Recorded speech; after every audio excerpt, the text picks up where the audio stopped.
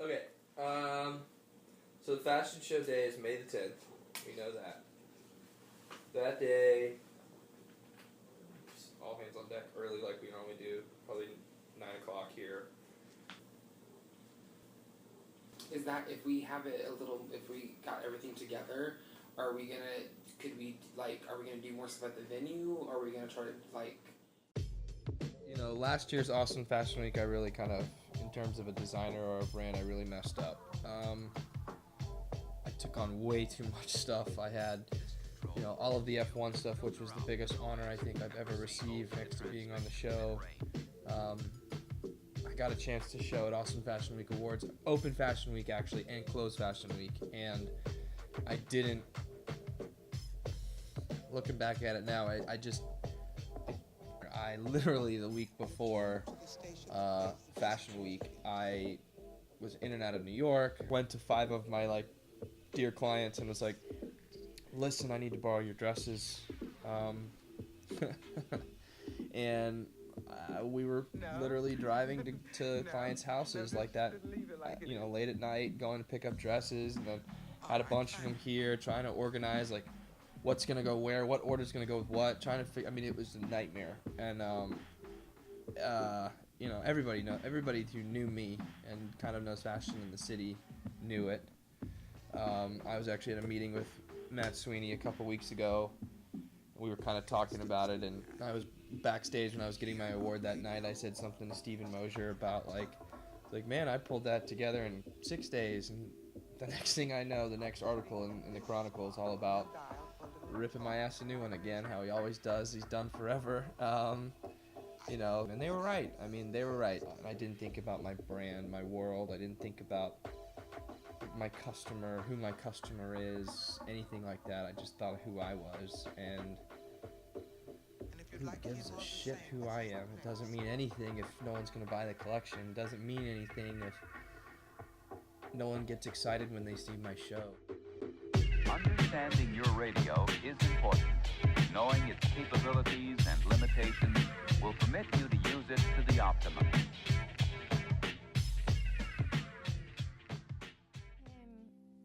He actually does care about what you have to say, and it is fun sometimes. It's not just work. There's times where we crack jokes, or in the background there'll be a movie, or we are getting to know each other on a more personal level.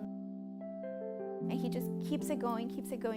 You have no time to feel tired. It's just an amazing experience to see that somebody who is the all-American boy can create something as amazing as something that can be recognized not only nationally, but locally, and beloved by everybody that he meets. Because that is truly Ross. You have to love him. What's different from last year to this year is I've got a game plan for my collection. I'm relaxed, but I'm still nervous as hell.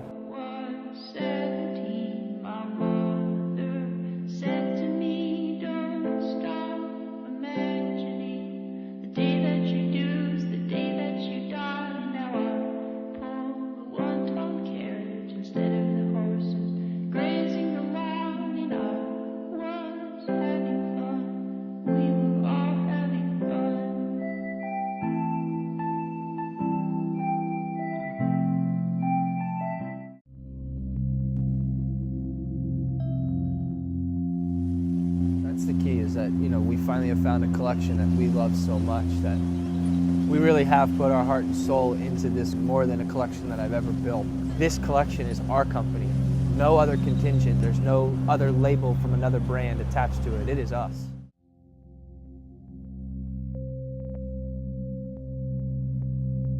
The collection's called Classical Chaos, and really stems from all the chaos that's been going on in my life. Good, bad, ugly, fun, tiresome, exhausting. We've been doing a million different things. 13 days from the show, next Friday.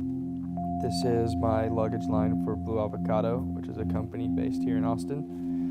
A lot of designers right now that are showcasing in the next week are either working on their collections or dealing with models and all that other stuff. Well, I'm working on my collection and dealing with models, and right after this going to meet with a jewelry designer. But today we had a photo shoot shooting some of the new product, the stuff that just came in, and picking up stuff for some video footage later on in the week that we have to film. Yeah, I mean, you look at other companies like Rare Trends, which is an incredible line, and Paula and her business partner have an incredible company. So from two-dimensional concept on a piece of paper to a three-dimensional object, I construct it, I pattern it, I sew it.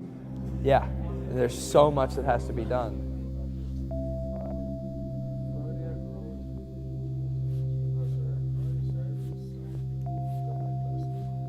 You know, working with my wife is hard, but I don't think I could do it with anyone else.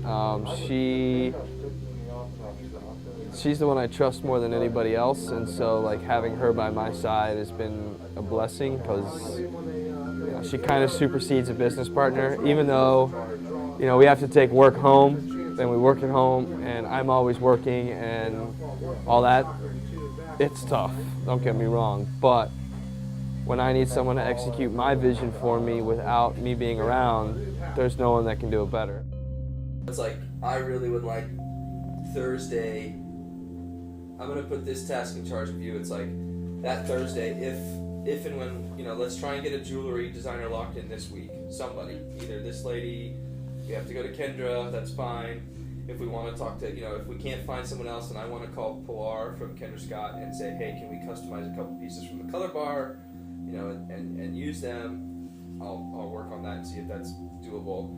But whatever, we want to get a jewelry designer, so jewelry we want locked in by Friday. Well, I think that what I'll do then is I'll just email a few, like 3 other people, and just whoever says whatever, we can. Because the thing is, I'm scared that she won't let us pull that, because we want for 20 looks. That's a lot of jewelry. Right. You know what I mean? Like, we may have to pull from different people, but just kind of piece them together, kind of thing. Because the prices on her jewelry are really nice, So I mean, I'll talk when we have a meeting. We'll see what she says about it. But that's why I'm gonna finish those cards and see. This is the first time I have styled something that was not for my complete vision. Coming from a stylist perspective, I pull the clothes, I plan the concept, I do all of that.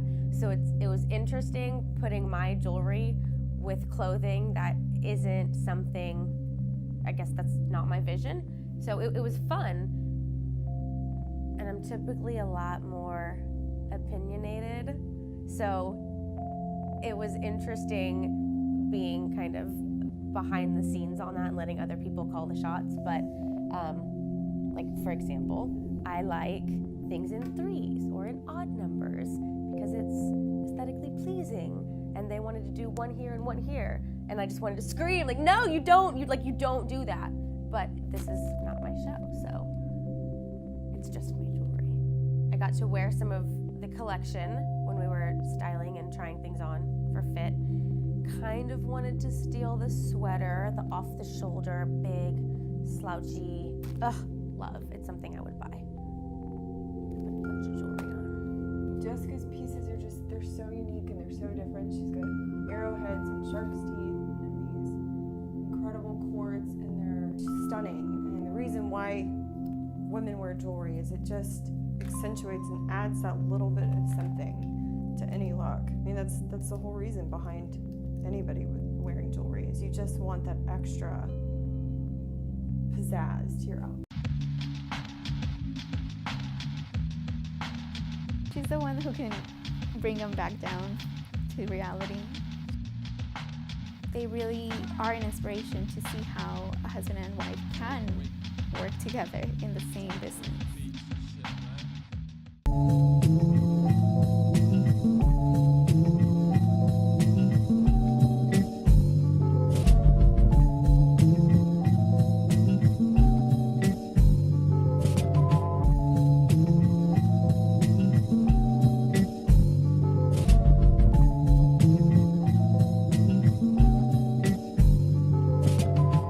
I think is the greatest one of the greatest inspirations to me, in terms of, he was 19 years old, he started with ties, and he's built a world now that You know, and I always say this, anybody can buy a dress, anybody can buy a pair of pants or jeans or whatever, but why do you buy it from that one brand? It's because you want to feel like you're a part of that world. Even if you just buy a little Chanel trinket or a little piece of lipstick because you can't afford the $3,000 jacket, you want to have a piece of that world somehow. And so I hope that one day I can not surpass him, but stand in line with the greats like Ralph Lauren or Valentino or Carl and say, this is my world, come play in it.